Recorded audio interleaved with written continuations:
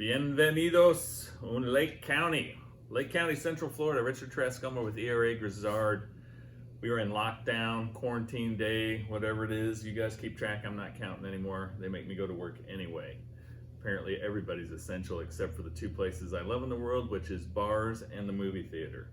So they've taken away the things I care about most, it seems. Anyway, welcome. Today we're going to do a little bit longer. No, if you don't subscribe or to my real estate page, I got a ton of drink recipes on there. Just go through the videos. If you're bored here, it's a thing you run out of Netflix, and check them out.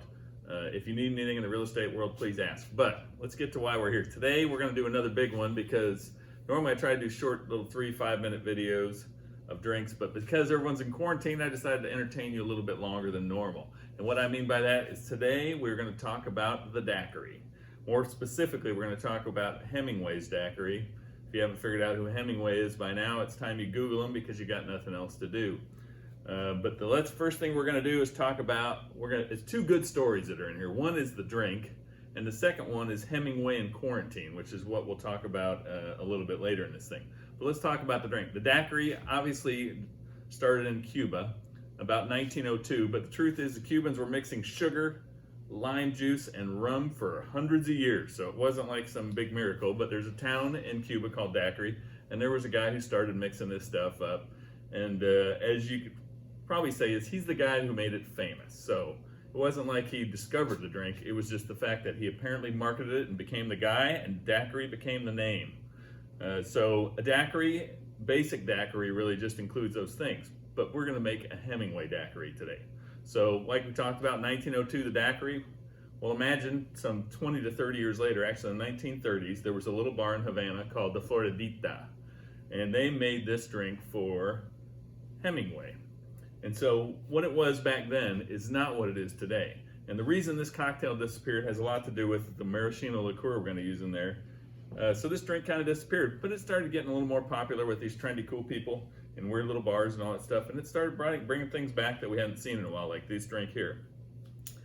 Hemingway, it turns out, did not like sweet drinks. So if you were to make this by his original recipe, you actually won't find that anymore. Nobody makes it because it's pretty bitter.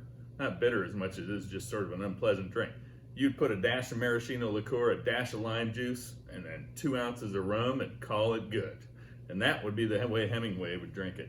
It turns out that Mr. Hemingway was quite the party animal, and we'll talk about that a little bit later as well.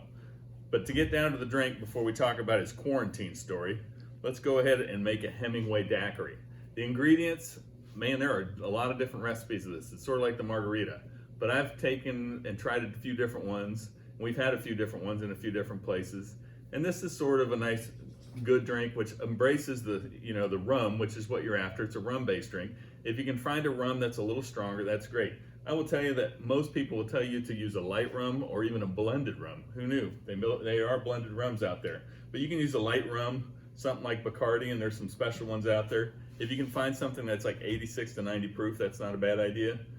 You can use dark rums. The one I don't recommend, if you live in Newfoundland and this is your only option, is Screech rum, you might want to go back to the store and see if you can scare something else up. So we are not using Screech today. But other than that, fresh juice. Lime juice and grapefruit juice are both in this thing. Not very much of the grapefruit juice. If you can find a regular grapefruit during non-quarantine times, I would use that. Today my selection at Winn-Dixie was Ruby Red or nothing at all. You can use bottle juices, but like I always say, fresh is better than bottled. So we're going to go ahead and start with that. The ingredients on the one I'm going to make are pretty simple. You want 2 ounces of whatever your rum is of choice, preferably a light or a blended light rum, but we're going to go ahead and use a little blend of Bacardi and then a local Florida, a little bit darker rum, and we're going to use 2 ounces of that.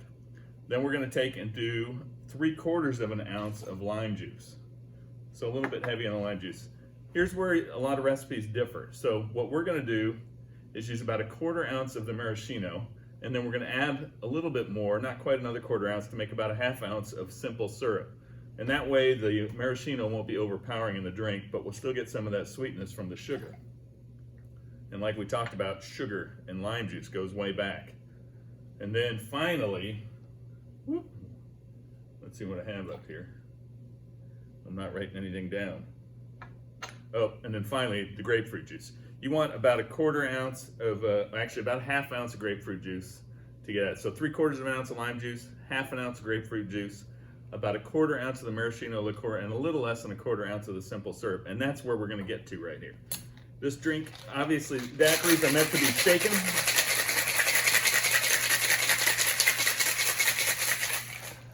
Served cold. You can serve it in a martini glass if you want, but a coupe glass or something else is fine. You want to decorate it with a wheel, a lime wheel.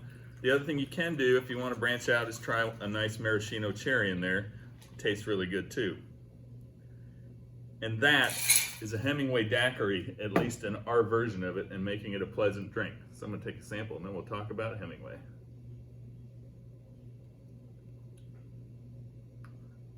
Pretty good. It's different. A lot of people don't like it, but I'd say try it. You can mix up the ingredients a little bit to try and find something.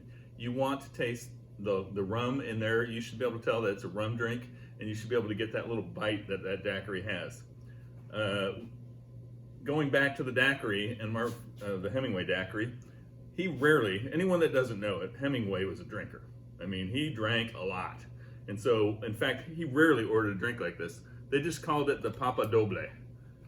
He ordered a double every time he had a drink, pretty much, of these. So almost another name for this drink, but twice as large because they didn't have super size back then, is Papa Doble. And that's how he would order it, meaning, give me the big one.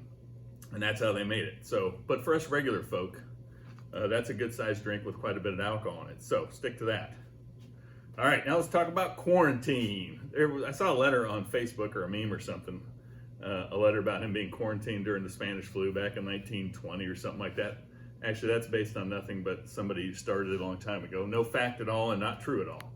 But what is true is that in 1926, late 1925, 1926, he was trying to find himself, you know, to become this famous writer. And so he went to Paris.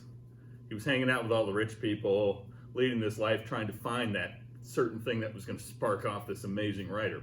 He must have found it, or at least got close. So there he is, 1926. His wife, Hadley, is with him, or coming to join him, and he has a 3-year-old son. They called him Bumby, but his name was Jack. But Bumby, Hadley, and Mr. Hemingway, Ernest, are all there in France trying to find their way. Well, they go to hang out with some, oh, by the way, he meets a lovely young lady. Pfeiffer is her last name. I think I wrote it down here. Pauline Pfeiffer. Pauline Pfeiffer, editor for Vogue. Beautiful young lady, very attractive, Paris, wealthy family, all that stuff. Anyway, things being the way it is and him trying to find himself, he decides that an affair is in order, so he starts seeing this wonderful, young, beautiful young lady. I should tell you that Hadley looked like she would be more useful for plowing a field. She was a big woman who got things done, and completely different than Pauline. So he started seeing Pauline. Well, somewhere in there, his wife decided to say something to him about how offensive this was and how can you do this to me? And he said, it's not my problem, it's your problem. You should have never said anything to me. You shouldn't have brought it up. It's just the way it is, and there it goes. Well, she stomped off, and after a while, she apparently learned to get on with it. So they go off to go spend some time with some wealthy people, the Murphys, in France at their little getaway chateau, and their son Bumby starts coughing. They diagnose him with whooping cough. Those people want him out of there. They got kids, and they need to go. Now, this is where it's that small world of writers. Well, anyway, F. Scott Fitzgerald is in France at the same time with his wife, Zelda. And so they go running over there because they're trying to isolate the kid from the kids and all that stuff. And so they go over to F. Scott Fitzgerald's house where they start staying. And yes, if you're wondering now, the wife, Bumby, Mr. Hemingway, and his mistress show up. Everybody. Apparently it was one heck of a good time, at least for some people there, and the Fitzgeralds.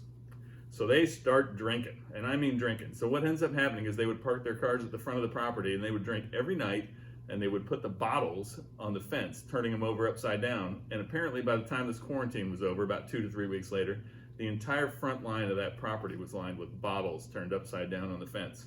So what I'm trying to tell you is Mr. Hemingway got it done when he needed to get it done. What I'm also telling you is apparently you can do a lot of drinking during quarantine, so don't be afraid to do that. Anyway, I want to thank you guys for joining me for the Hemingway Daiquiri, the classic cocktail going back to the 1930s. Don't be afraid to mess with this one because it's a little bit different. Thanks for joining me. If you have any questions or anything, please just write me. If you want to see me make something specific, don't be afraid to drop me a line. Anyway, off to what's important during quarantine. Cheers.